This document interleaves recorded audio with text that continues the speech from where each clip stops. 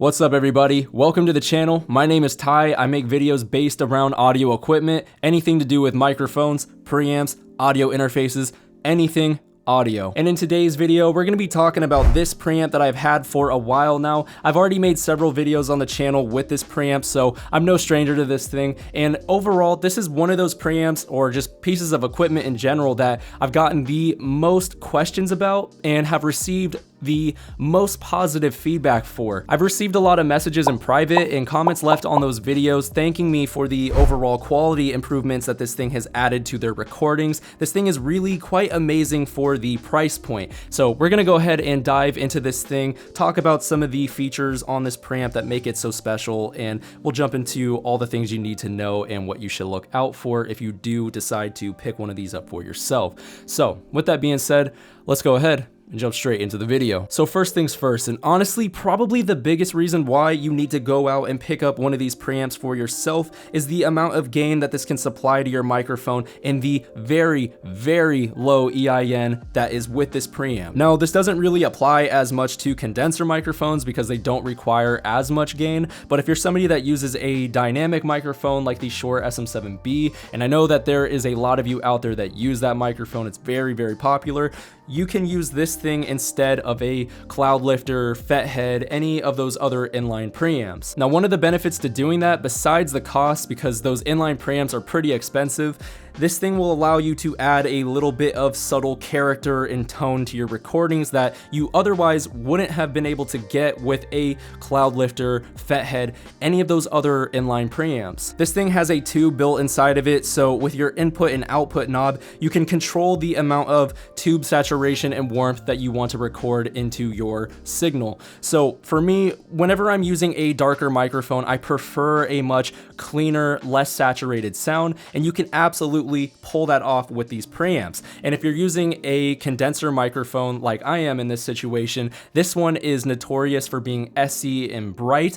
I try to aim for more saturation than I would with an SM7B on the NT1. I find that balance that you can pull out of this preamp just makes your microphones really come to life and add a bunch of character to it that you just cannot get with an inline preamp like the Cloudlifter, Fethead, you name it. Now on the other hand, let's say that you're somebody recording on a condenser microphone like myself. For example, I'm recording on a Rode NT1. This is one of my favorite microphones ever. This mic is generally known as a brighter microphone and oftentimes struggles with sibilance, and one of the things that I find a preamp can do, and in this case the ArtTube MP, is it just makes everything sound a little bit more equal and neutral, just overall much more pleasant to the ear. That's why I choose to record on tube preamps, and it's been like that for a while now. I just find that the preamp helps to tame those S's, really just take the edge off the sibilance while still maintaining a nice bright and airy tone. It's not like it's going to completely eliminate that brightness character that you would have gotten with your microphone. That's definitely not the case.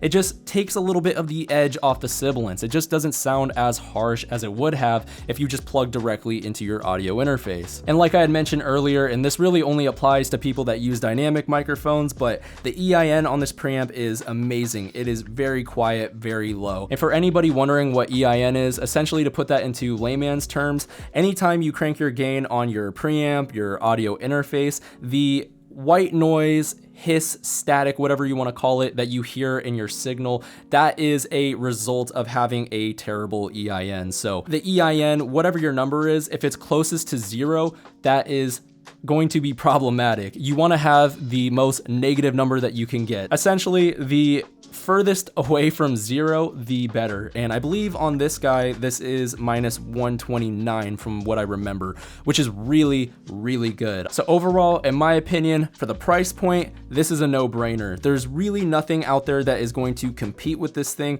It truly is in a world of its own. For the price and the amount of specs and features and things that come packed in this thing, I really don't think that there's anything that can compete with it. The price point is just, it makes it an amazing value proposition. And to be honest, with whatever microphone you're using, whether it's a condenser, a dynamic, ribbon, whatever it is that you're using, this thing can supply enough gain. And with the input and output knob, you can really tailor the sound that you're wanting to get. So if you want to get a more cleaner tone, you can get that. And if you want to go for a more warmer sound, you can absolutely achieve that on this thing. And if you're somebody that's into customizing and adding your own flavor to it, you can go in here and take the plate off and swap out the tubes and really mess with the sound even further. So there's a lot that this thing can do, and the options are endless with this thing. For me, I have a lot of fun using physical analog equipment. I feel like it just inspires me, gives me a little bit more creativity. I just personally love the sound of using physical analog equipment. And if you're somebody that doesn't have $300, $400,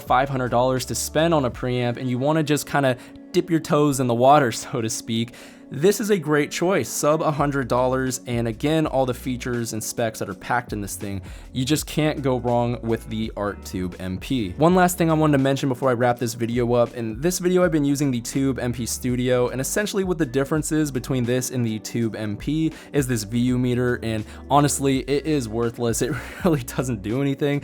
It's mostly just for aesthetics, so it just makes you feel like you got this high-end preamp, you're just gonna get the craziest sounds out of it.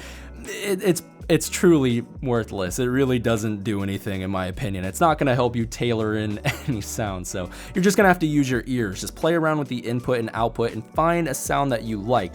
But if you do want to see another video on this thing and just different sounds that you can achieve in the settings that I would recommend, go ahead and leave a comment down below saying that you want to see that video, because I would love to do that. I will show you the different ways that you can mess with this thing to achieve a certain sound. Anyways, guys, I'll have a link down below to make it easier for you if you do want to go pick one of these things up. Again, I highly recommend it. It is a great little beginner's preamp. So for somebody that is just dipping their toes in the water and wants to experience what a preamp does for their recordings, this thing is pretty awesome. Anyways, guys, that about wraps it up. If you haven't already yet, be sure to subscribe and hit the bell icon beside it so that you can stay notified for whenever I drop any of my upcoming videos. With that being said, I will see you all in my next one. Take care, everybody. Peace out.